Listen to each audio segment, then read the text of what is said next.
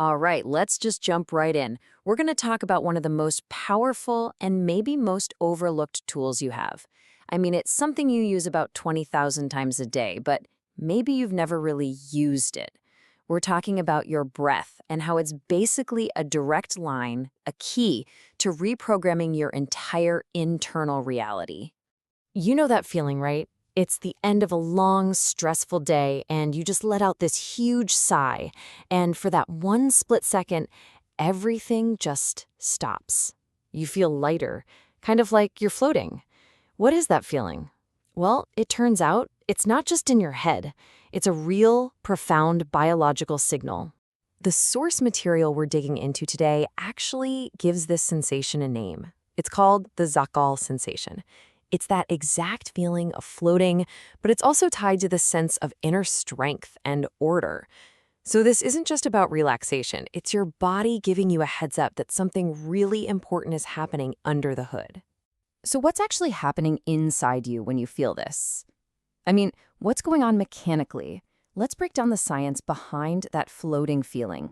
Okay, so think of your nervous system as having two main modes, two gears. Most of the time, especially in our crazy modern lives, we're stuck in the stress state. That's your fight or flight system. You're on high alert, your mind is racing. Sound familiar? Well, that Zakal sensation, that floating feeling, is the physical proof that you've just flipped a switch. You've shifted into the reset state, your rest and digest system. That long exhale literally tells your body, hey, we're safe. You can power down the stress now and shift into this deep state of calm and organization. And here's the best part. You don't have to just wait around for this feeling to happen by accident. Nope, you can actually create it on command. Let's walk through a super simple but incredibly powerful exercise to do just that. Here we go. It's called the 3-minute resets. First, just find a comfortable seat, spine straight but relaxed. Now you're going to breathe in slowly through your nose for about 4 seconds. Then hold it. Gently, no tension, for 2. And here's the really crucial part. Exhale slowly through your mouth for longer than you inhaled, like 6, maybe even 8 seconds. And then, the final step. You just pause. You do absolutely nothing. You just wait for your body to decide it wants to breathe again. This is it. This is where the magic really happens. It's in that moment of total stillness. That little pause after you've completely exhaled, right before your body naturally wants to breathe in again, that is the empty space where the Zakal sensation truly comes alive. And this is where things get really interesting. Because this pause, it isn't just about chilling out. According to our source, it's actually a gateway. A gateway to something much, much deeper. This state is called the 0 point. You can also think of it as the mental void. The source describes it perfectly, I think. It's that state between before and after, where the constant chatter in your head just stops. It goes silent. But you're more aware, more present than ever. You're not thinking, but man, are you perceiving. So why is this such a big deal? Because in this 0 point, your nervous system is wide open.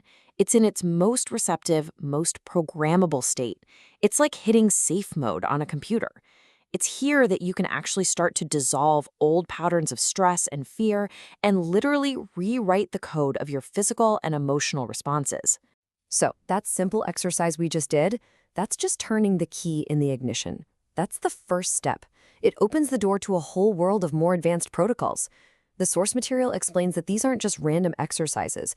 They are very precise tools for shaping your internal world. And just listen to the names of some of these. The triple lock breath, the cellular pulse breath, the silent storm technique. I mean, they sound pretty intense, don't they? And for good reason.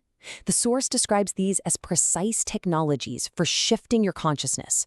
Each one is engineered to create a very specific internal state, way beyond just simple calm. Yeah, so you really have to think of these less as wellness tips and more as, well, as tools for internal engineering. They're designed to do some incredible things, like move energy through the body in specific ways, or even help rewire how your cells respond to stress. This is serious stuff. Okay, I know this can all sound a bit abstract, maybe a little out there.